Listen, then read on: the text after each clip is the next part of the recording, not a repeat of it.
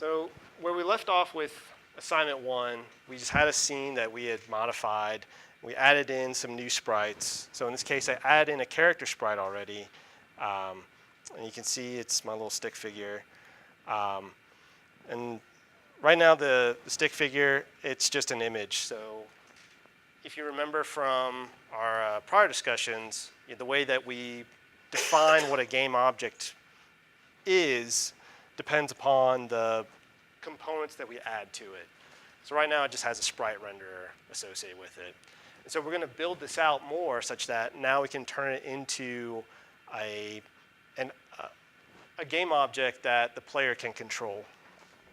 And so I've created this assignment to Uni package to get you all started. And so I've already downloaded it, and so I just need to load it into the game. And so if you come to Assets and Import Package, we go to Custom Package. If I go to Downloads, I have Assignment 2.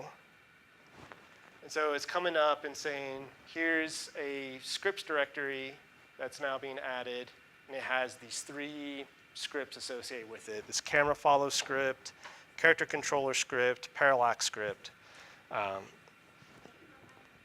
Do what? So I have to open up the forest sequence. Yes. So you'd have to open up the project, and then if you come into Assets and Import Custom Package, or Import Package and click on the Custom Package, that'll bring it into the scene that you've already been working on. So I'm just going to say Import.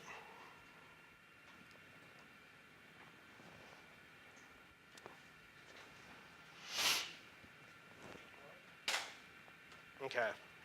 And so it creates these, so you should have a scripts directory created in your project. And you shouldn't have, this script is something that I wrote that's not part of it. You should have this camera follow, character controller, and parallax. So before I open up one of these scripts, if you come into Edit and Preferences, if you look at External Tools, you'll have an option for this External Script Editor. And so by default, you should have something like Model Develop. So Unity provides Model Develop. For Windows users, you can also use Visual Studio. I believe Mac users, now there's a version of Visual Studio available. So it's really kind of a point of preference which one you want to use. Given that I'm in a Windows environment and I've been using Visual Studio for quite a while, everything I'll do will be through Visual Studio. Model Develop is fine to use. There really isn't much of a difference between the two regarding the functionality that we're going to use in class. But I said just because I use Visual Studio on a day-to-day basis, that's the one that I use for this. So you can choose whichever one that suits your preference. Because I know there's some, if you're following tutorials online, some folks use Model Develop, and then others use Visual Studio. So that's just the way, if you want to set your editor to correct whichever one you want to use, that's the way to do it. So I already have it open. I'm just going to close it just so you can see it open up. So I'm going to open up Character Controller because really what we want to do is start building up the functionality for the character. So where do we make the character then? So how do you make the character? There's no character that comes with the assignment too? No. So it's either if you've made a character already from your prior assignment, you can use that. Otherwise, you need to find a sprite to use. So you can either find something online, or if you want to draw your own through something like Piskel, you can do something like that. Also, we're not animating things right now. So the animation, we're going to get into animation in the third assignment. So it really just has to be a static sprite for right now. So when we get to the third assignment, we'll start getting into how do we load in animated sprites, and then how do we tie those sprites to the player movement, so then you can actually have a visual representation of. So yeah, if you get like a Visual Studio, do you want to sign in? You should be able to skip that. So, or if or it doesn't have an account, you can sign up. So if you want to use Visual Studio, you can sign up for it. Otherwise, you can also change over to ModelDevelop, and that doesn't require any kind of sign up to do.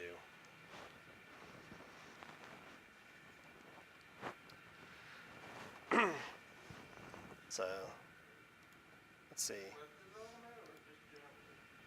development or Just general development. Let's see. Can everyone see the text okay on this? Or is it a little too small? Okay. So should be, here we go. I'm going to close that and change some of this around.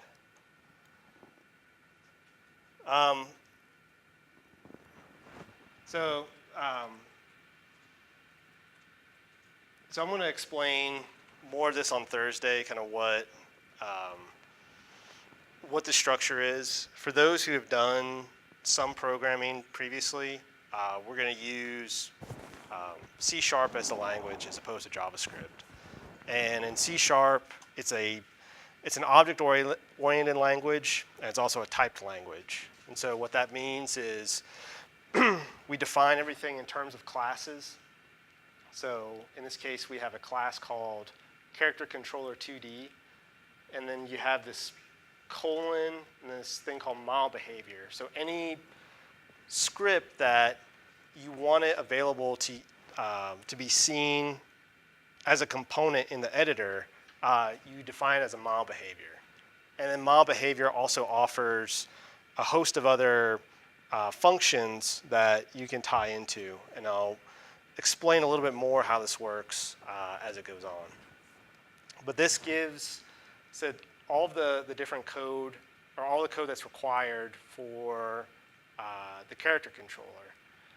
And if I scroll down, so up top here, these are different variables that I've tagged as, it's called serialized field. And so that will make it seen in the editor. And so if I come back to character controller, and so here's my character, and if I want to add this as a component onto my character, I can just drag it over here, and now it gets added on.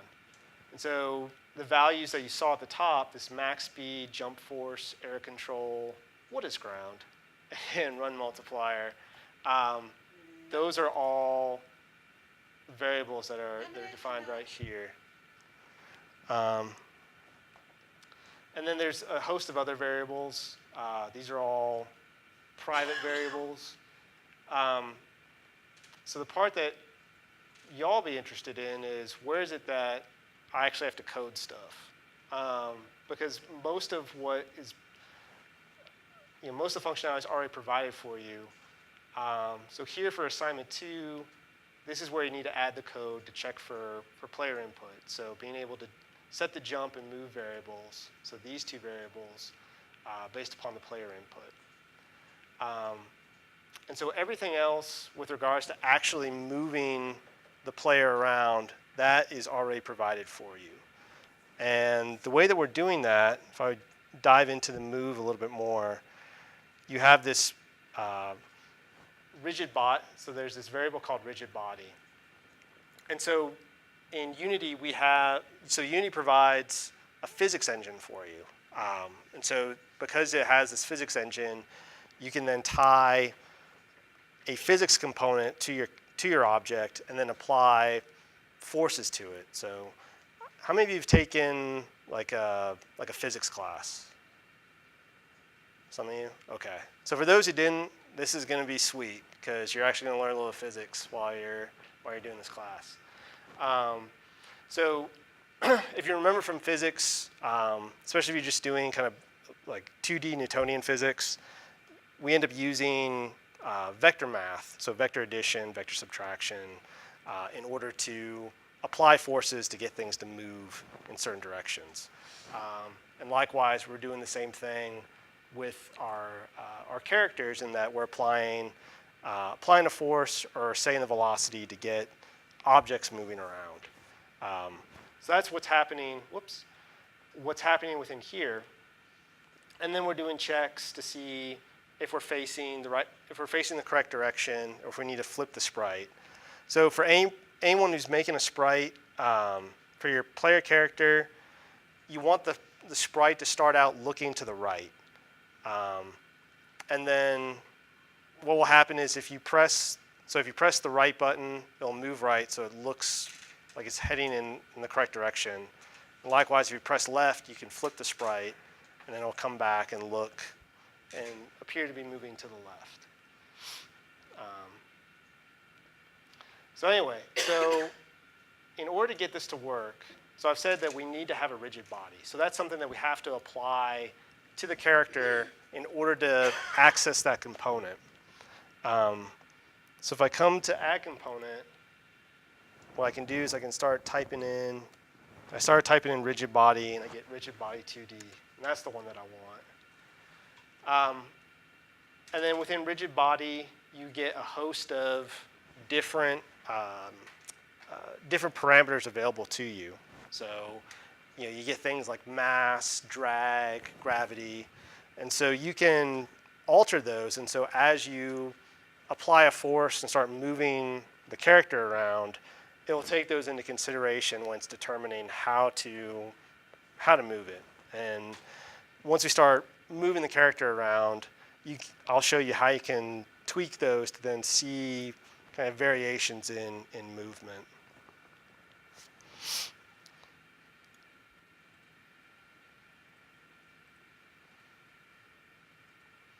So another part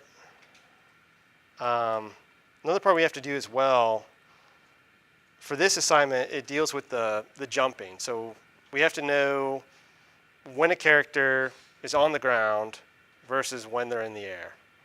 And so we need to know when when the character is collided with the ground. And once they're collided with the ground, we can say the character is sitting, and then if we press the space bar, we can jump. And then we do another kind of collision check to see whether or not, if they're in the air, then we disable the jump button until they get back down on the ground. And so that's where this fixed update. So fixed update, this is a method that that Unity provides as a default mono behavior. So like I said, our class extends mono behavior. And so within model behavior, you have functions like awake and fixed update. And so they define those, and so we're writing what those should mean, what should happen whenever those are called. So in fixed update, so this gets called on every update loop for the game. And so we'll explain more in the later, or probably next week, kind of how game engines work, and when we talk about update loops or simulation loops, kind of what's happening and how this ties into Unity. So for right now, just know that as the game is being updated, it's calling this at a prescribed rate. And so what it's doing here is that it's looking to see whether or not there's this ground check. And so ground check gets defined at the start of the game. So when the object wakes up, so awake happens whenever it's enabled. The game object gets enabled. It looks to see whether or not you have a ground check on your tied to your character, and then sets that variable, and then it uses it in here to then see whether or not that ground check is colliding with the floor. And so really what we're doing is, so we're going to create a character that has one big collider around it. So then we know if we're running into walls, running into enemies and things like that. But then we're going to create something that you put really kind of on the feet of the character. So then you can say, based upon that point, is my character's feet or their however they're moving around, is that touching the ground? And if it is, then we can say it's grounded. And if it isn't, then we can assume it's in the air, and we can change the behavior on how all that works. So it's kind of a lot to throw at you right now, but let me walk through kind of how to set some of this stuff, and maybe that'll help kind of clear this up and make a little bit more sense. So let's start with just getting a collider around the character. So there's other, like I said, if you want just something to play with for now, if you go into sprites and forest, and you grab something like the wood block, you can use essentially use a wood block as your character rather than anything else. And so if you were to do that, you would need to set it such that the sorting layer is on the foreground, and you can change the ordering layer such that it is more prominent. And so I'll leave that in there so then you can see, so you can drag the character controller. Yeah, so I can actually show you. I'm going to remove this, or just disable it for now. I'll make my wood block my character. So I'm going to rotate it so it looks like it's standing up. Well, did not.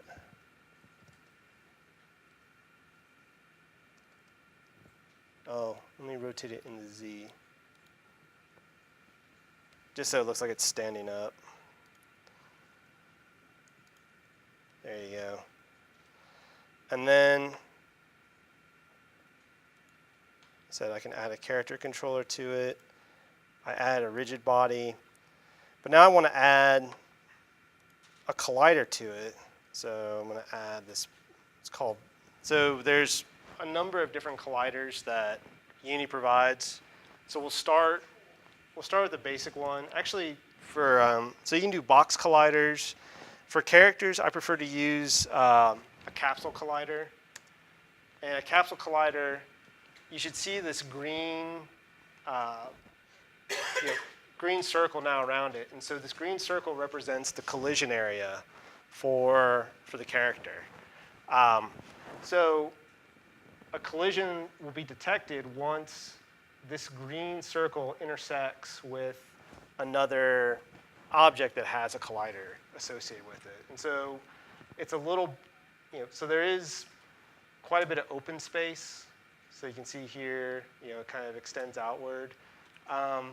If you want to futz with it, you can do something like press Edit Collider, and then you can start kind of moving things around. Because it's a capsule, it's going to keep that kind of capsule shape to it. If you want to get fancy, I can remove this. We do something like Polygon Collider. And so Polygon Collider, this allows you to create an n-sided polygon. So you can actually draw something that follows the contours of kind of whatever character you're putting together. So I can come in here and move things around. It's a little hard to see, but you get the idea, right? I'm just trying to find out how to get to the rigid body. So to get to rigid body, so rigid body, if you go to Add Component, and then if you start typing in something like rigid, so like RI, you'll get rigid.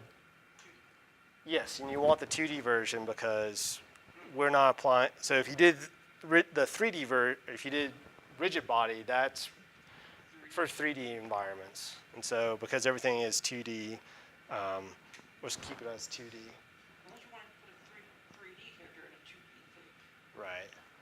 And so So we'll talk a little bit more about colliders later on, kind of what are the advantages, disadvantages of using different ones. I'm going to remove this. I'm just going to keep it as a capsule collider for now, just for the sake of simplicity. But you are free to use kind of whichever collider you want to apply to do this. So that gets us at least just a collider, so we now know if our character is running into something. And now what I want to do is I want to add on that ground check. So I want to have something that defines kind of the bottom of my character, so that I know whether or not it's on the ground or it's in the air. And the way that we have it set up in the script, if I go back and reference the script, it's doing this transform find. So it's looking to say, does the object that I'm attached to, does it have some child object called ground check? And if so, I want to grab it and save it in this variable. So we need to create a child object called ground check. And so if I come back, so I'm going to change the name of the wood block because I want something a little bit more descriptive. I don't know. Just call it Woody. So I'm going to add to Woody. I'm going to make an empty. So if I just right-click on Woody and I go create empty, it's now created an object as a child of Woody. And so by being a child object, what that means is the position, this is now the position and rotation are now relative to the parent object. So if I come back to my move tool, so the move tool allows us to kind of grab and kind of move in space, where this is going to be. So, if I grab the arrow, I can move it around, or I can move it up and down. And really, I want it, let's say, kind of toward the bottom. So you can see something about right there would probably be okay. And now I need to call this ground check because that's what in our script, that's what it's looking for to find that object. The letters in the word have to be exact. Yes. So the case has to match. So capital G, capital C. And you see the position. So this position, it's a relative to our parent object.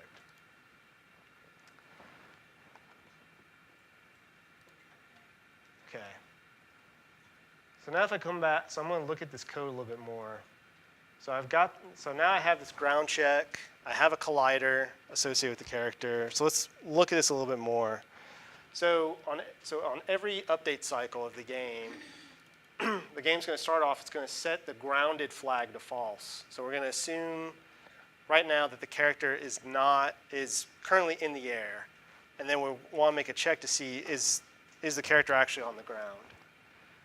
And the way that happens is that we do a call to Unity, this physics 2D, and not to explain this in sickening detail, but what it's doing is that it's getting the position of this ground check, and then it's seeing within a certain radius, is that touching an object that's on a given layer?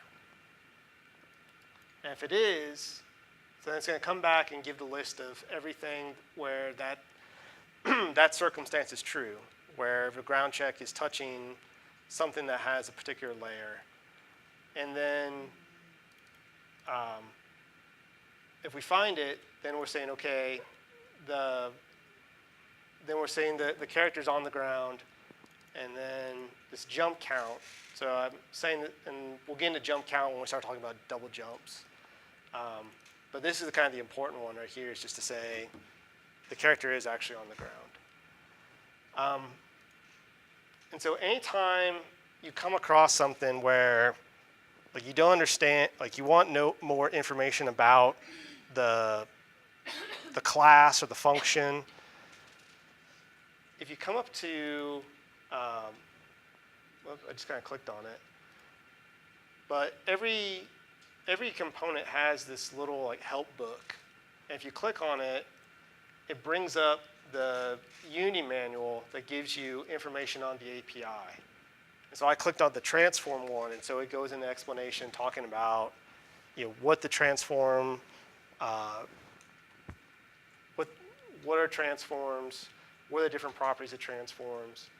And so this becomes useful, especially when you start really getting into the scripting side.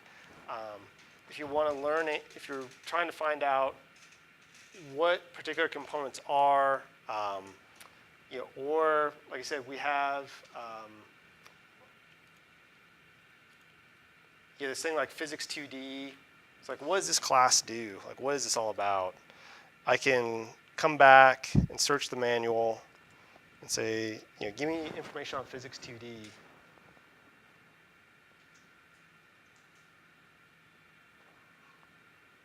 Maybe I need to go to the scripting API and switch over there.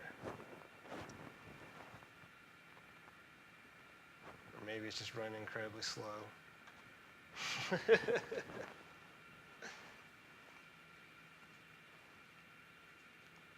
So normally this would work, but I think maybe it's just kind of, for some reason, oh, there we go. So if I click on physics 2D, so now it's telling me what the class is. So this is for global settings or helpers for 2D physics. So it has a set of properties, and it has a set of methods. So the one that we were using was, I believe, overlap circle.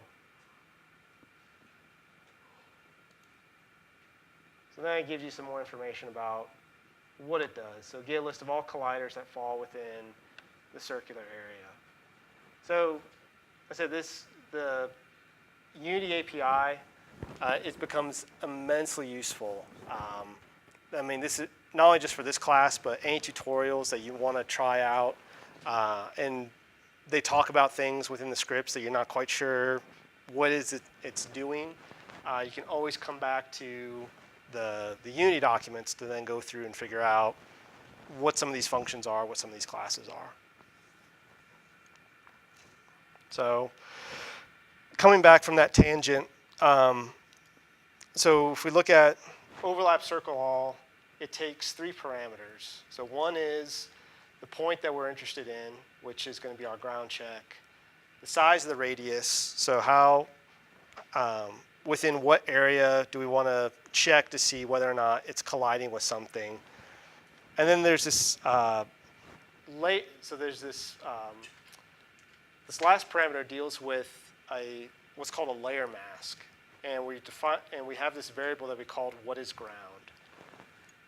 If we come back to Unity, so every object, so at the very top of the inspector, you've probably seen some of this stuff. So you have the name of your object, and then you have this check. And so you have an experiment with this already. So this check tells you whether or not to enable or disable the game object. So if you want it temporarily disabled, you can check it and it disappears. And so once it's disabled, that means the game object is no longer being updated within the scene. And so that means any of these scripts that are components that are attached to it won't run. So you can enable or disable it. But then you have this tag and layer. And so this is a way that you can organize objects within Unity to quickly find them within your scripts. And so you're using it to just kind of group things together so then you can easily query it. So it's nice for, like I say, if you're trying to kind of find, we already have a bunch of objects in our scene already. And so if we're just trying to find things that are ground, so instead of us checking every object to see, is this something that the player should be colliding, like, is this something that the player should be colliding with and interpreting it as the ground? We can just go ahead and define what we're saying is our ground layer. So under layer, if I click on that, you can see it already creates some default layers for us. If you come to add layer, you can add in your own. So I was playing around earlier. I added in ground. But I said you can kind of add in your own. I would suggest using ground, but you can define it as whatever.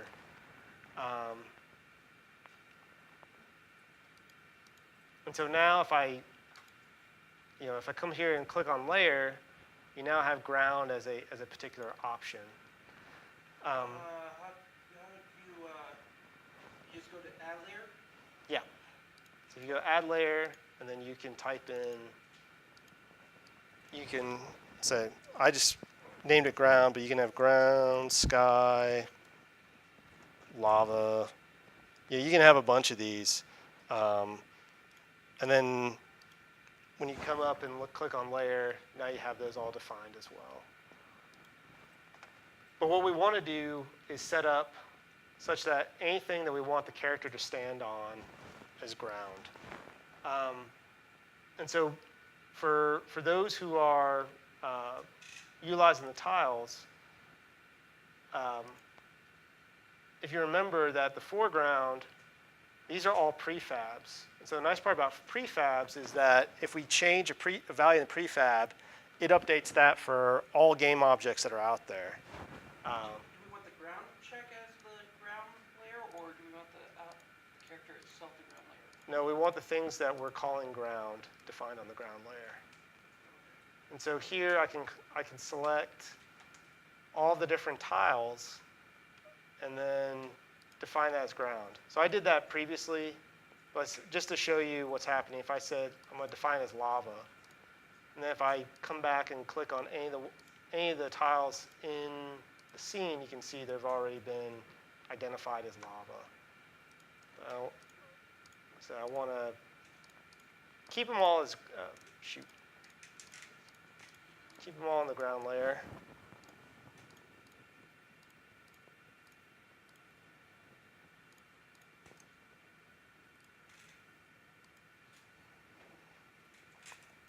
So now they're all defined as ground. And then coming back to our character, so in our character controller, we have to identify the layer that we're saying that we have this variable of the saying we want to know what we're defined as ground. So if we click on here, we'll check the ground layer. That is what we're calling ground.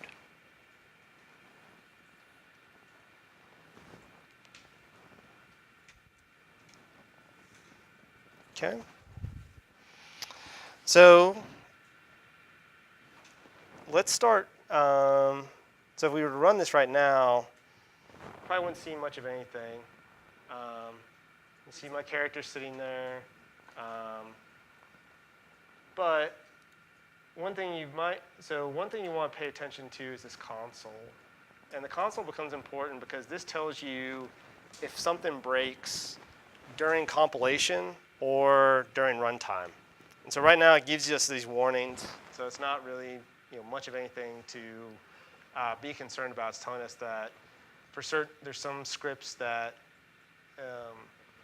it's trying to read but can't find them, but it's not holding up the game. It's still allowing the game to run. If I were to come back to our script, so if I just started typing in something, so if I just said something like jump equals, and then I'll close that. So in C# we close lines by having a semicolon after it. So if I just leave this kind of hanging out here, and I come back to Unity, so now Unity's throwing up an error saying, hey, we can't interpret this. So some of the errors you get may look cryptic, but it's telling you on a given, and in which script file and what line is it seeing something that it doesn't understand. And so, so I said, so this will help you out as you're coding stuff. You'll want to check before you start playing whether or not you have anything in that console that's a red flag. Because if it is, then the game's not going to run. It's going to want you to fix that first before you can get to play.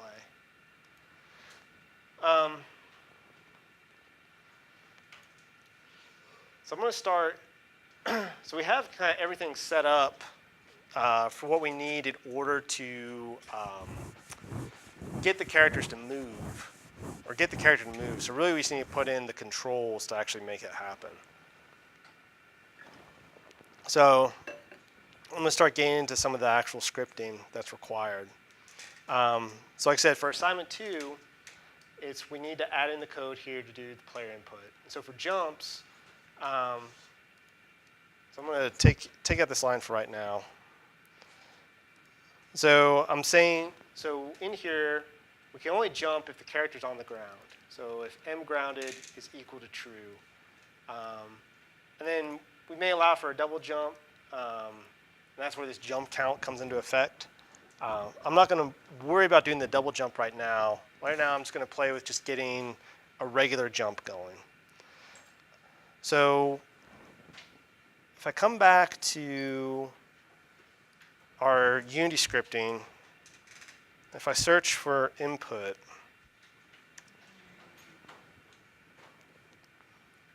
so interface into the input system. So there's a class within Unity that allows for whatever scripts you're looking at to check to see what a user's doing at any given time. So are they pressing keys? If they're pressing keys on the keyboard, which keys are they pressing?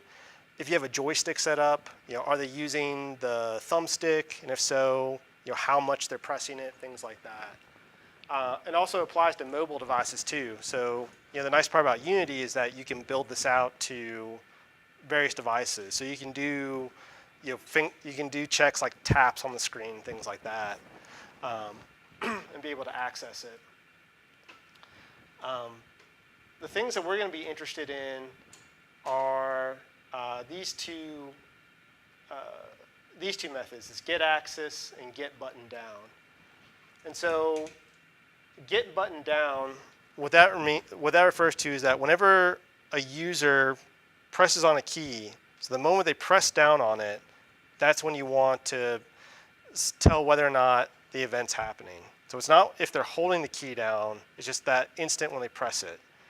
And likewise, this get button up, that's when they lift their finger off the key. So if you want to do something, say like a fire, you could do get button down and just check every time they tap. Or if you want to have it where it just automatically fires when you hold it down, you could do like something. A gun. Yeah, Gun. like an automatic gun. Or the rifle, pop, pop, pop, or the machine gun. Yeah, so you could do get button, and get button's just going to say, is this button being pressed or not? And so if it's being held down, then you could say, this is happening. So button down and button up, that's just the instance when, the moment when it first gets pressed and first gets released, and then get button's just when you hold it. And then get access, this refers to, they have this, what they call these virtual axes. And where they define those, if you come into edit and project settings, so here you have a number of settings, and this input setting, it sets these different axes. They have a horizontal, a vertical, fire. And so this is just kind of so it's a different way to get kind of the same result. So instead of having to check, so for instance, for our movement, we want to know whether or not the users want to move the character left or right. So we could do it by checking both those keys. So see if they're pressing the left arrow key or the right arrow key, or if they're pressing A or D. But you can also come into here for horizontal. So this horizontal axis, It provides a negative button, a positive button, so left, right, AD. So you can define all those buttons here and then just check to see, you can check the axis, and then it's going to look to see if any of these buttons are being pressed.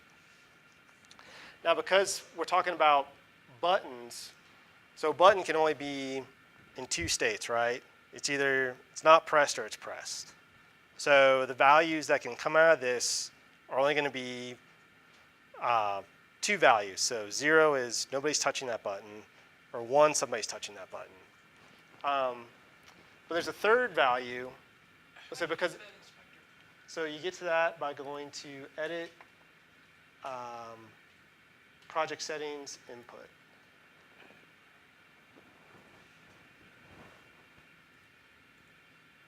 And so if you're pressing the positive button, it's going to return a value of 1. If you're pressing the negative button, it's going to return a value of -1. And if you're not pressing it, it's not going to return any value. So likewise here, we have a jump.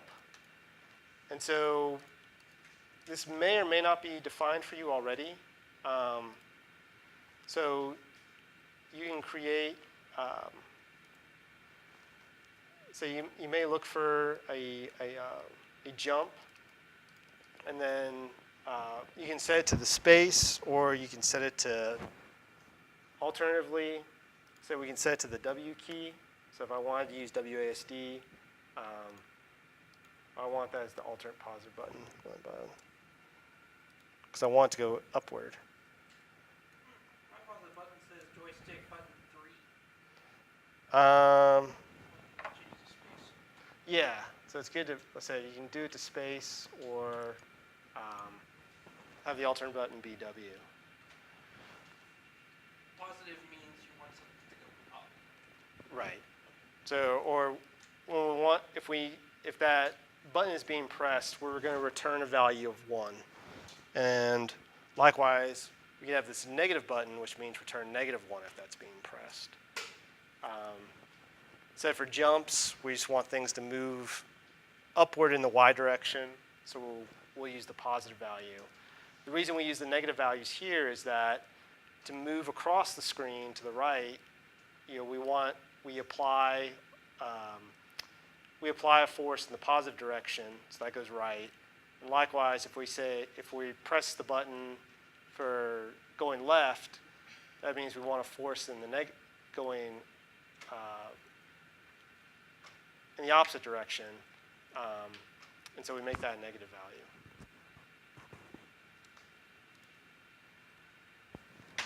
So if I say jump, so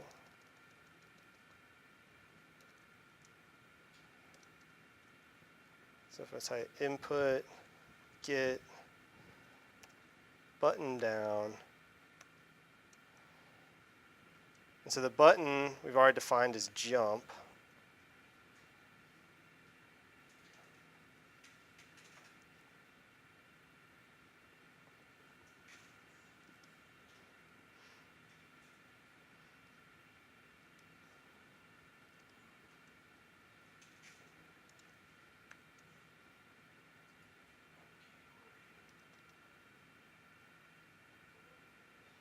And so what am I doing here? So right now this is going to return, so jump is a Boolean value, so it's either true or false. So get button down, if I highlight it, it says it'll return true the moment, during the frame when the user pressed down on the button identified by button name.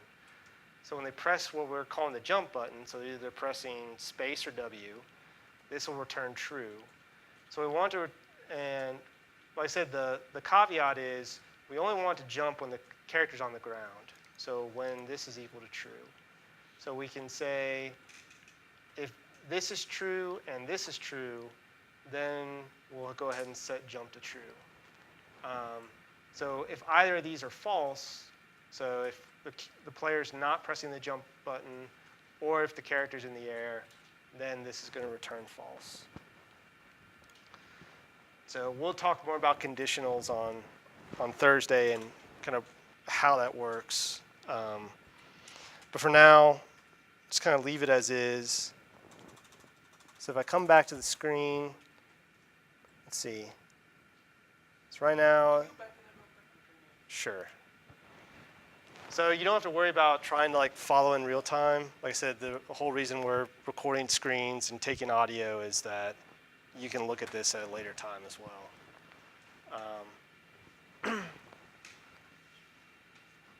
we need to hit enter after we put in that semicolon? Not necessarily. You don't have to. That's how you finish a line within C#. So now if I hit play,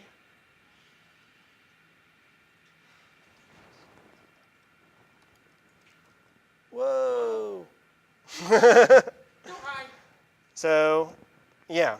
So maybe a little too much mustard on that sandwich. So the nice part about Unity is that with the component viewer or the components inspector, you can change these values in real time or as the game is running to then get a better sense. So right now, I said that was a little too much. So if I reduce the jump force to say half, so if I take it down to say 200, it looks a little bit better. And you can tell, well, it's kind of hard to tell, but if you listen, if I hit my keyboard, so it's only jumping whenever the character's on the ground. It's not trying to jump. Double jump. Right. So just to show kind of what would happen in code if we didn't do that. So for instance, if I just check to see, am I just pressing the key? And I'm going to dial this down to say 100 to start because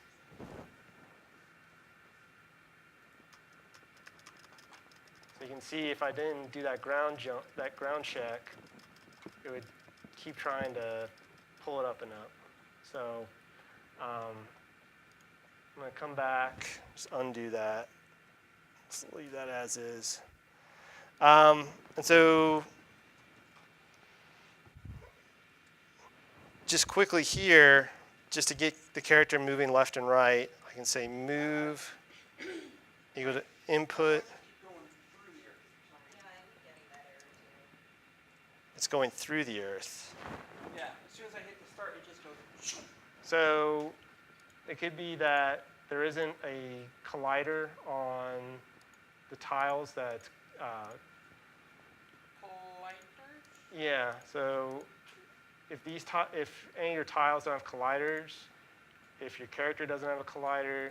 How do we do that? So this Do you came. want us to do it Thursday? 'Cause we're out of time. Sure, we can look at it on Thursday, but anything that your character collides with, so your character needs a collider, but then any of the ground objects need a collider as well. So that tells We need that box. when it's hitting. Just to quickly kind of show. So this get axis horizontal. So get axis, so this returns a float value. So like I said, so it's either going to say left or, so if I press the right key, it should return 1. If I hit the left key, it should return -1. And if I'm not touching it, then it should be 0. And so it's compiling.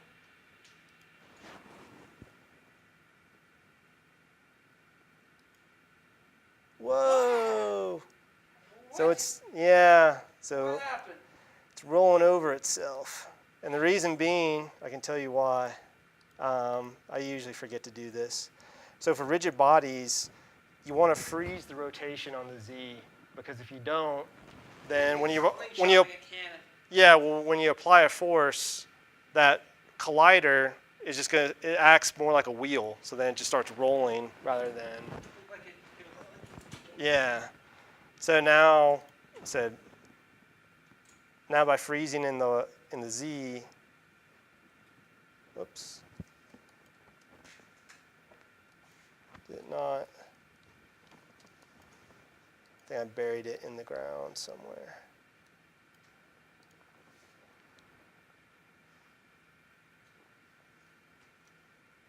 Whoop. Now what A happened? little too fast. So probably a little too much force on the speed of the character. Like I said, you have, because the values are exposed, you can come in there and play and try some of these different different values.